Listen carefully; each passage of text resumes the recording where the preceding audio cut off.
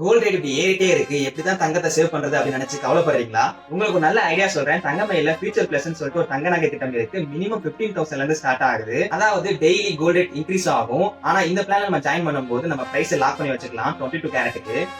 அது எப்படின்னு பார்க்கலாம். இன்னைக்கு கோல்ட் ரேட் 7,100ல இருக்கு. இன்னும் ஒரு வருஷம் கழிச்சு 7,500 8,000 வரைக்கும் ரீச் ஆக சான்சஸ் இருக்கு. நாளைக்கு பிரைஸ் எவ்வளவுதான் இன்க்ரீஸ் ஆனாலும் இன்னைக்கு ரேட் 7,100. நான் இந்த ஸ்கீம்ல இன்னைக்கு போய் ஜாயின் பண்ணும்போது இதே 7,100க்கு நம்ம இந்த பிரைஸ்ல லாக் பண்ணி ஜாயின் பண்ணிக்கலாம்.